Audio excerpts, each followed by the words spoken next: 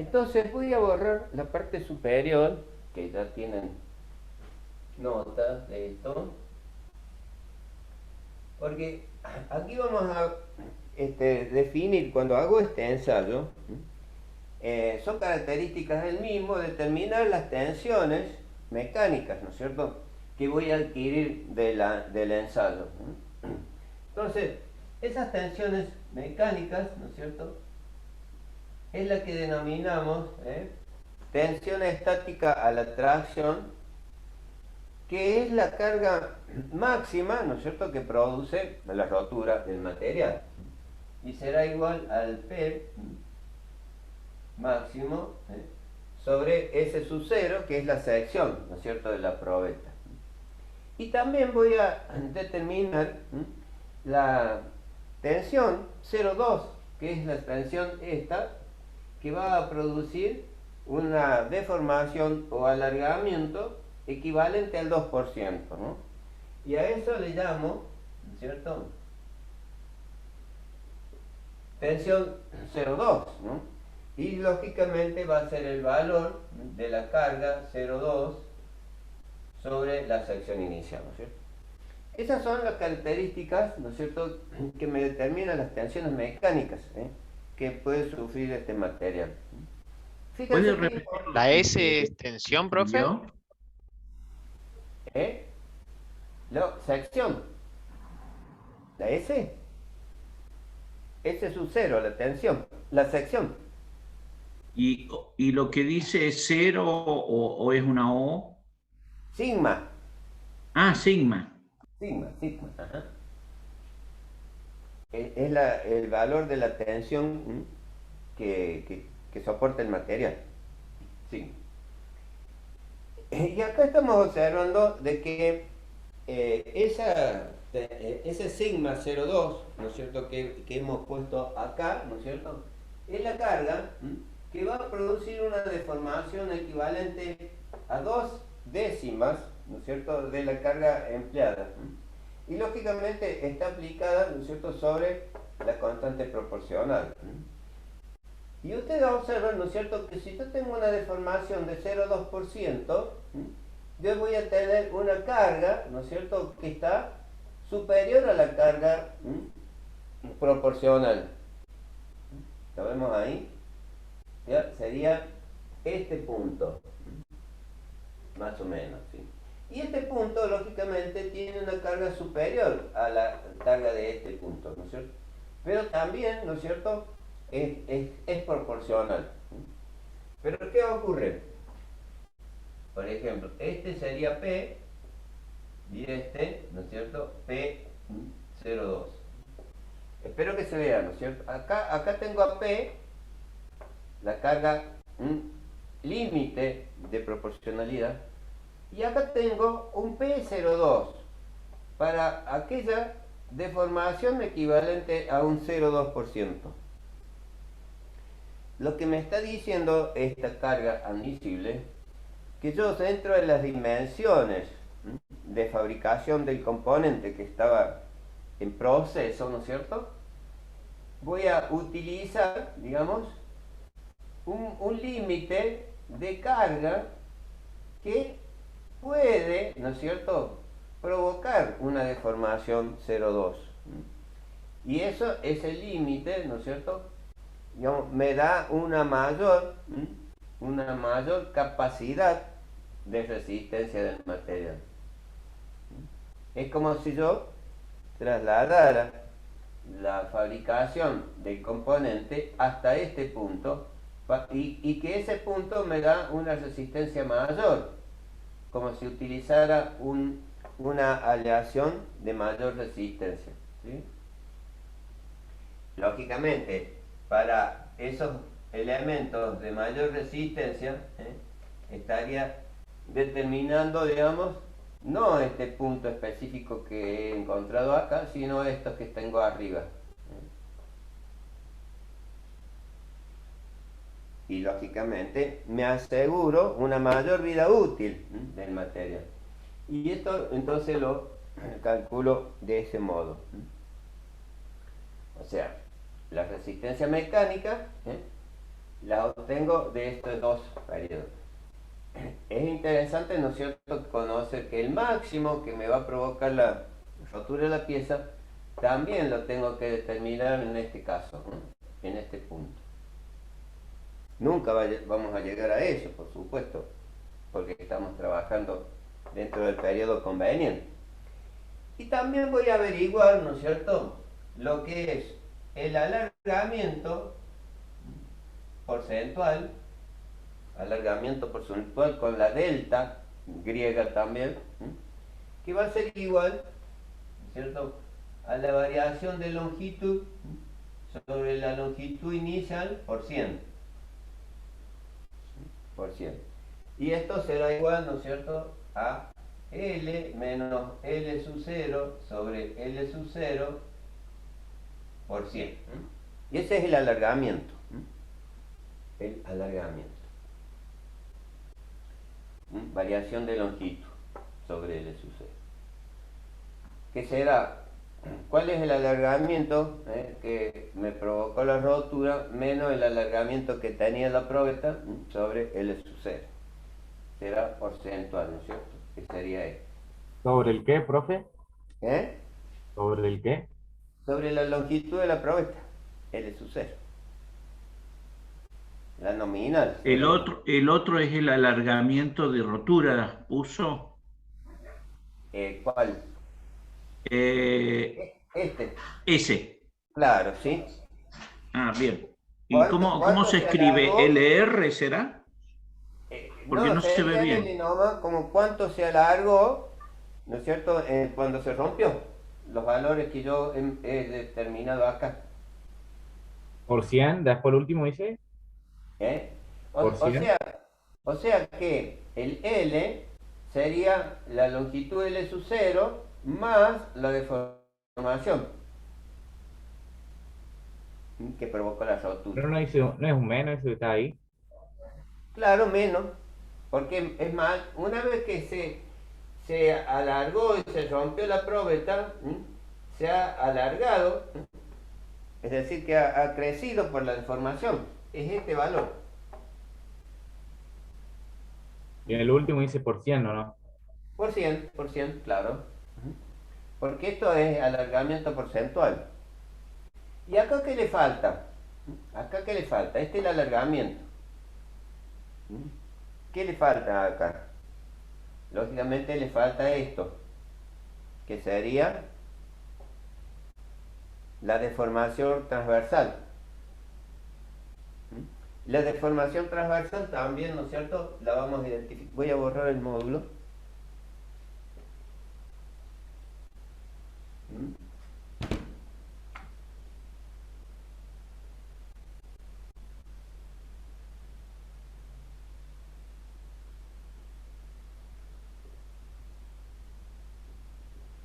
También va a ser, ¿no es cierto?, la deformación transversal, con la letra griega psi, así se llama esta psi, PSI, que es la variación de sección sobre la sección inicial de la probeta, por 100 también, ¿no es cierto? Y lógicamente, ese porcentaje de delta S será también una igualdad.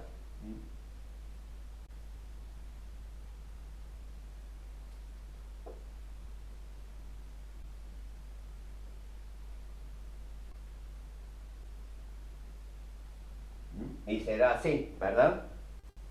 S sub 0 menos S sobre S sub 0 por 100.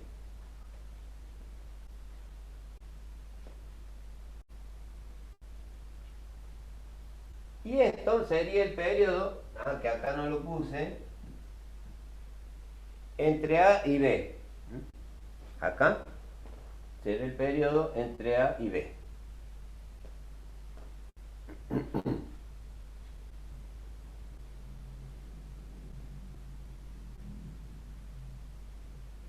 Que se denomina estricción.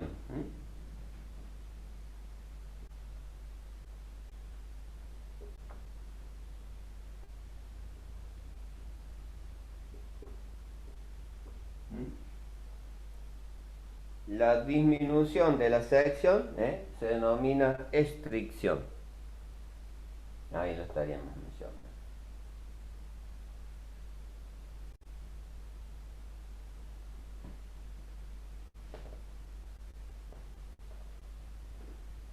Bien, entonces ahí podemos identificar una serie, ¿cierto?, de valores que están proporcionales, ¿cierto?, a los diversos usos en la que se emplea este diagrama tan importante del ensayo de tracción.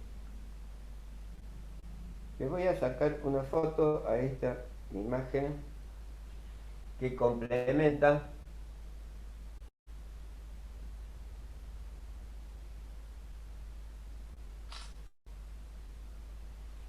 para que después ustedes lo tengan.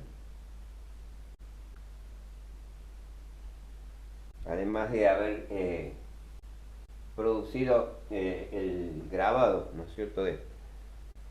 Bueno, podemos dar algunos ejemplos, ¿no es cierto?,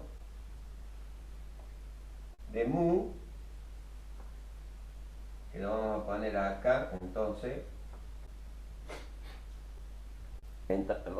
voy a poner Poisson, ¿no es cierto?, establece mu como la relación de la deformación transversal sobre la longitudinal, ¿sí? Eso es lo que dice mu. Y puedo dar algunos ejemplos de mu. A ver, por acá lo tengo.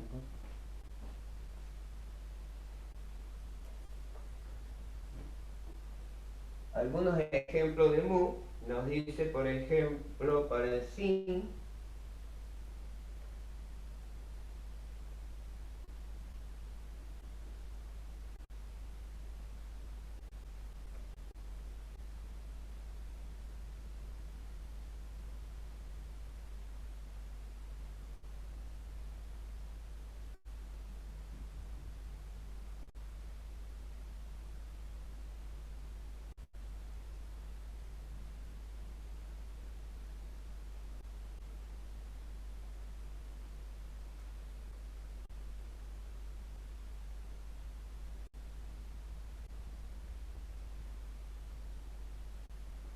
entonces tenemos ahí algunos ejemplos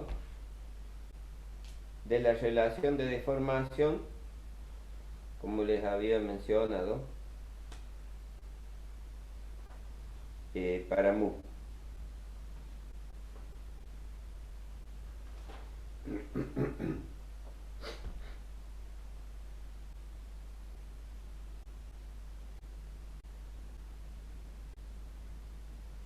¿El oro es 0,42 Sí, 0,42. y el plomo 0,45? Exacto, sí. PB. Es decir, que siempre Poisson dice que esa relación es menor que 1. Vamos a poner acá menor que 1. Lo que hace, digamos, que los materiales que tienen mayor deformación, ¿no es cierto?, tienen mayor índice de Poisson.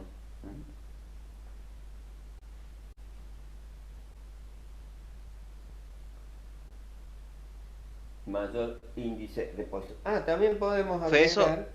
Eso estaría comparando porcentaje de transversal sobre porcentaje de longitudinal. Claro, exacto. O sea, deformación transversal sobre deformación longitudinal.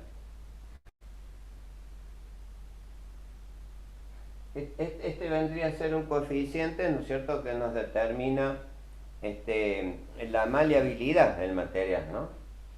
Cuando mayor es el coeficiente, ¿no es cierto?, es más maleable el material.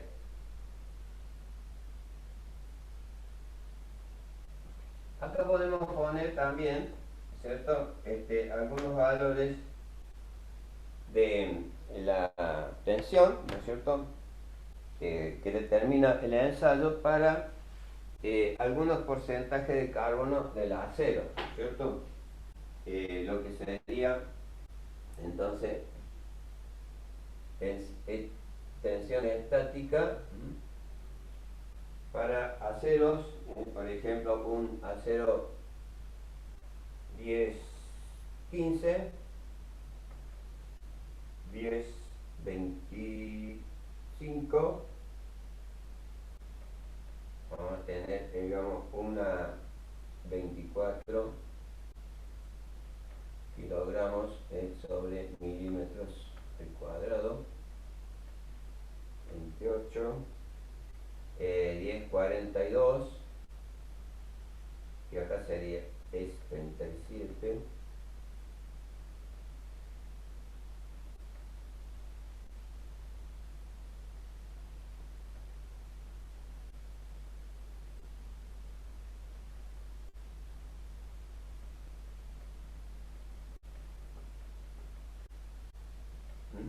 ahí tendríamos para algunos aceros cuyo contenido de carbono es 15, 25, 0,15, 0,25, 0,42, 0,65, ¿cierto? La resistencia estática a la tracción, ¿no es cierto?, es 24, 28, 37, 44 y 54 para 0,90.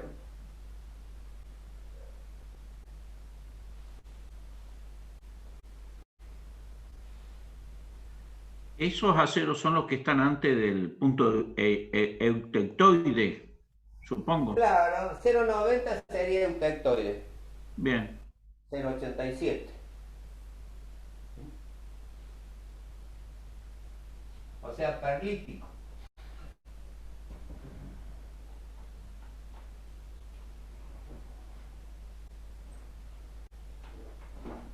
Supongo que el 1090 se usará para un resorte. ¿Cómo, Mario? El 1090 se usaría para un resorte. Sí, normalmente 0,7, 0,9 para el resorte. Con tratamiento térmico, por supuesto, ¿sí? Sí, sí, sí.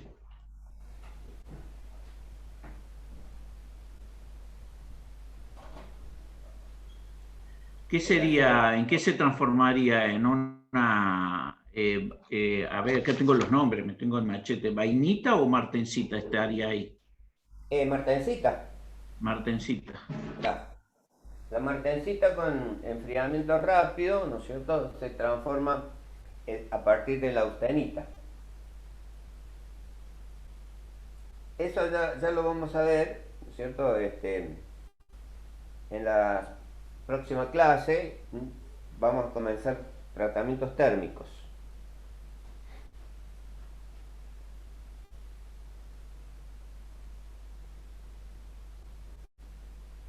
Los tratamientos térmicos. Bien, entonces vamos a... en principio hemos definido las características de los distintos tipos de ensayo. Claro que para cada material, ¿no es cierto?, según la característica del mismo, digamos aluminio, cobre, bronce, ¿no es cierto?, un acero 1090 con un tratamiento térmico, ¿no es cierto?, puede tener, digamos, una mayor comportamiento, ¿no es cierto?, en el diagrama. Y, por ejemplo, aceros que no pasan por un periodo elástico, ¿no es cierto?, modifica justamente el comportamiento del material.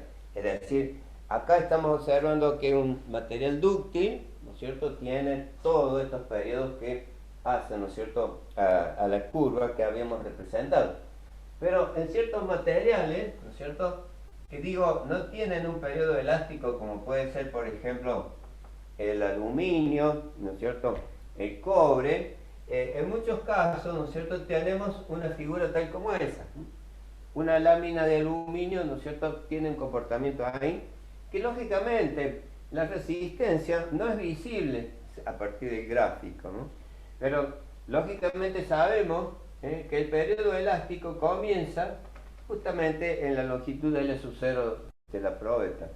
Lo que suele utilizarse, ¿no es cierto?, es generar, digamos, en el punto 0 una tangente a la curva y esa tangente definirla, ¿no es cierto?, como justamente el periodo elástico. Pero así todo, ¿no es cierto?, es complicado determinar, ¿no es cierto?, esa proporcionalidad, por lo que por ahí se hace inconveniente, digamos, utilizar otros métodos. Es decir, que si yo trazara una tangente a esa curva, ¿no es cierto?, me daría más o menos esa recta y la proporcionalidad sería el ángulo ¿no es cierto?, para ese caso, ¿no es cierto? Estaríamos hablando del aluminio en este sentido, ¿no? Y así, digamos, para ciertos tipos de materiales, ¿no es cierto?, las curvas toman determinada forma. Por ejemplo, una fundición de hierro, ¿no es cierto?, más o menos tiene un comportamiento algo así.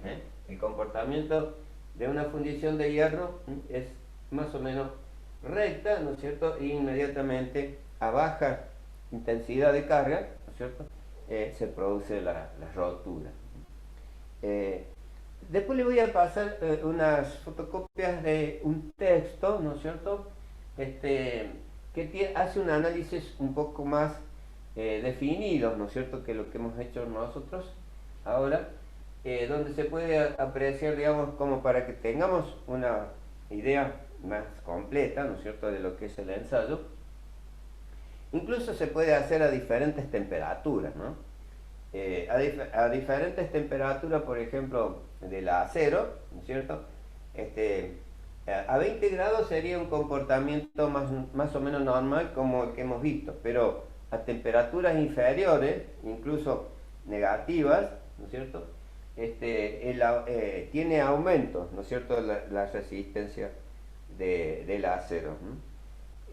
Y cuando hablamos hacia temperaturas superiores al ambiente, ¿cierto?, entre 200 y 300 grados tiene la máxima resistencia, pero después decae considerablemente, ¿no? Ese es más o menos el criterio. Bueno, y ahí estaríamos definiendo las características entonces de este ensayo que determina el módulo elástico, decíamos, ¿sí? Bueno, ¿cómo estamos con los tiempos? Podemos hacer... ya somos... ya van a ser las 20. Vamos a hacer una pausa en el próximo corte. Acostumbrada. Y después vamos a seguir con otros ensayos que nos sirven para determinar las características mecánicas del material, ¿sí? Entonces, acá vamos a hacer... Ya copiaron todo esto, ¿verdad?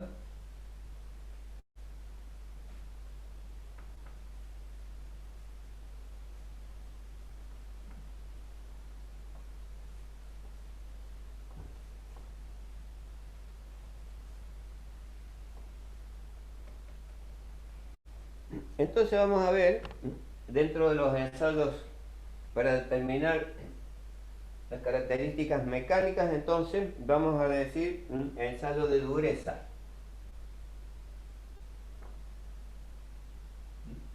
Ensayo de dureza. Bueno, ¿qué será la dureza? A ver, como conceptos técnicos. ¿Qué es dureza?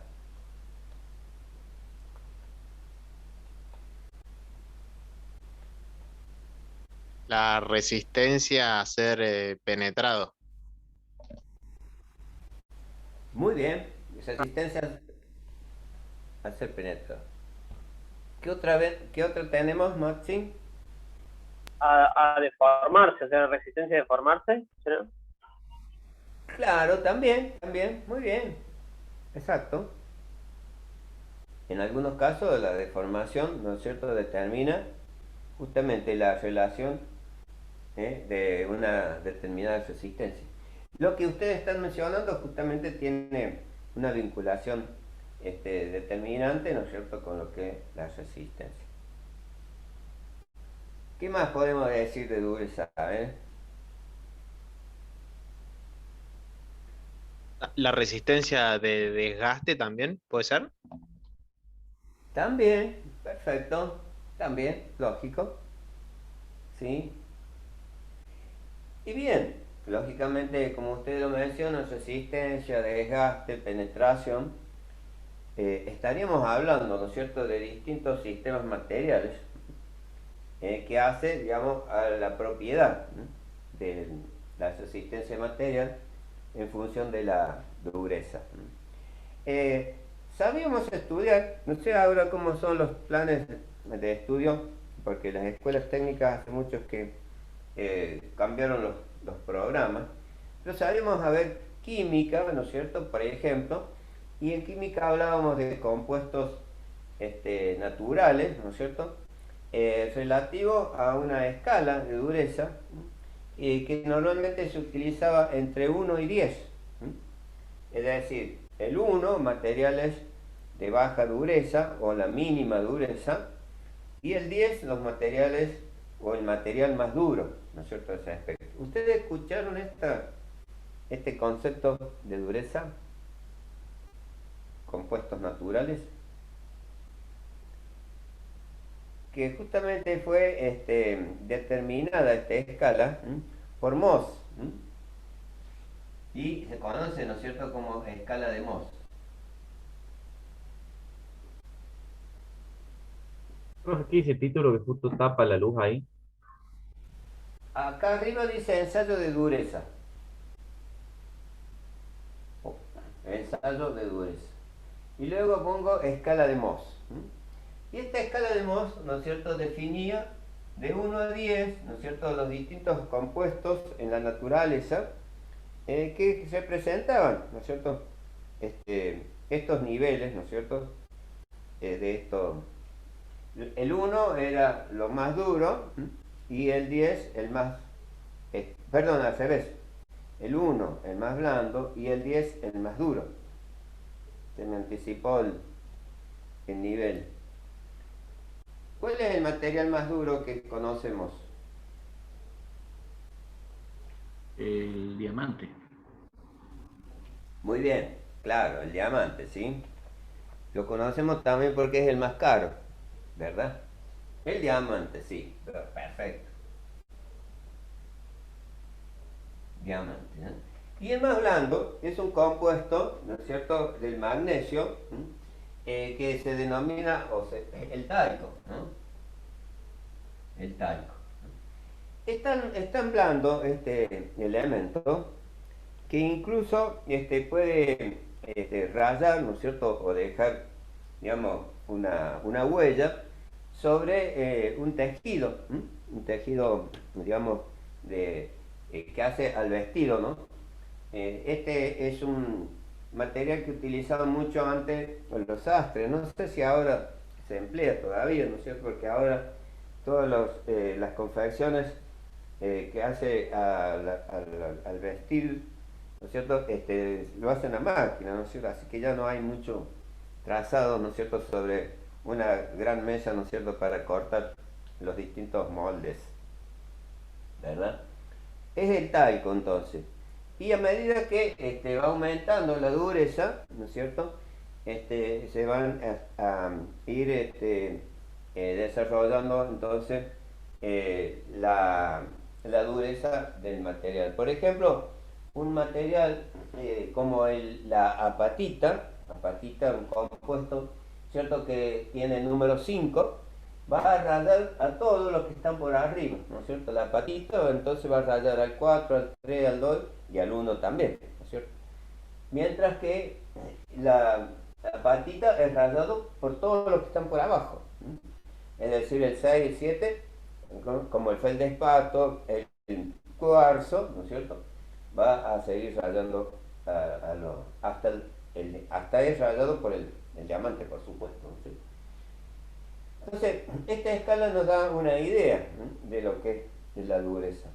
Si ustedes en Google cliquean, ¿no es cierto?, escalaremos, ahí le aparece todo el desarrollo justamente de la escala que estamos proponiendo, ¿no es cierto?, al respecto.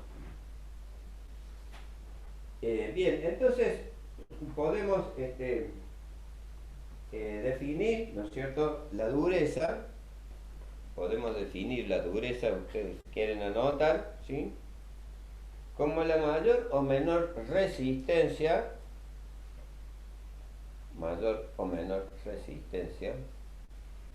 que opone un material a ser rayado o penetrado por otro.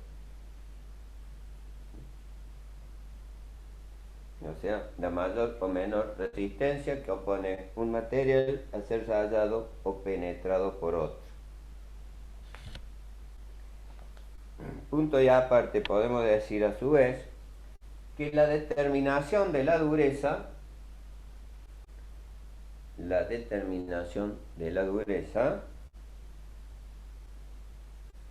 nos da una idea aproximada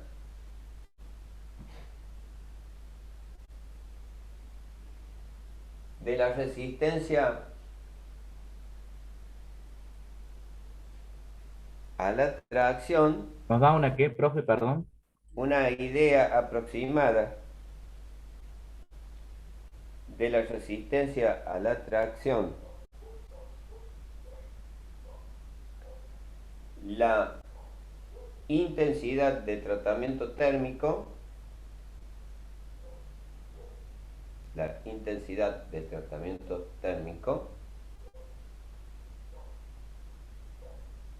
aptitud al desgaste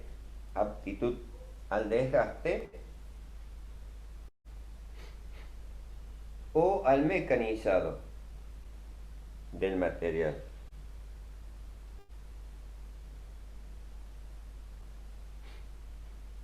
Bien, son los conceptos que habían mencionado ustedes, ¿no es cierto?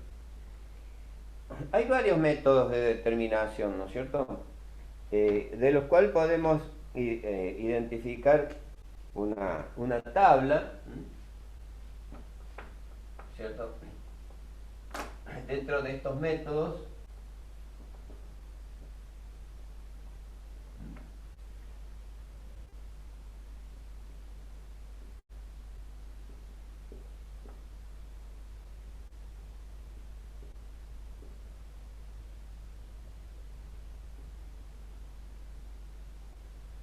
en principio tenemos los métodos de penetración,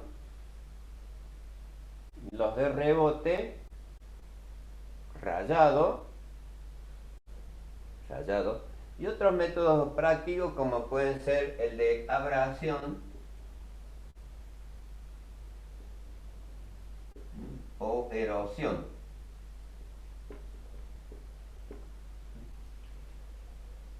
Dentro de los métodos de penetración tenemos lo que ya habíamos mencionado en los micros constituyentes, que son el método Brinell, el método Vickers,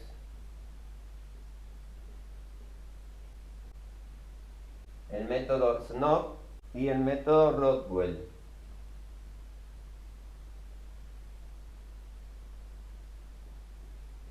Esos son los métodos de penetración. El método de rebote es el método Shorey.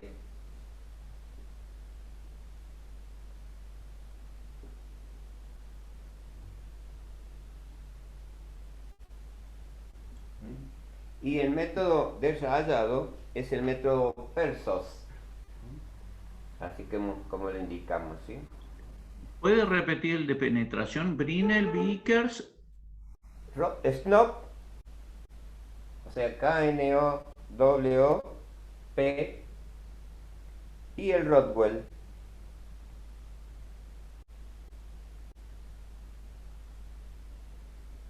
El de rebote, el método Short, y el de rayado Persos. estos dos métodos, ¿no es cierto?, son utilizados, ¿no es cierto?, como métodos prácticos, ¿no es cierto?, para producir, digamos, una determinada terminación normalmente en la superficie del material. Producir abrasión o erosión sobre la superficie. Entonces, esos métodos, ¿no es cierto?, tienen consecuentemente una determinada propiedad, ¿no es cierto?, sobre la determinación, ¿no? Normalmente, los métodos de penetración, como nosotros hemos estado observando, tienen aplicación industrial, los métodos de penetración. Y la dureza está justamente relacionado a la deformación plástica que una determinada carga, ¿no es cierto?, con un penetrador también preestablecido, van a producir, ¿no es cierto?, una deformación plástica sobre la pieza, ¿no es cierto?, la cual quiere establecerse, ¿no es cierto?, la dureza, ¿no?, en ese sentido, como características, ¿no es cierto?, de resistencia material, ¿no? Entonces, midiendo justamente esa deformación que ha provocado la carga y el penetrador, ¿no es cierto?, vamos a obtener, digamos, un valor de la dureza. Y lógicamente está relacionada con los distintos sistemas, ¿no es cierto?, como determina, ¿no es cierto?, la resistencia de la misma, ¿no?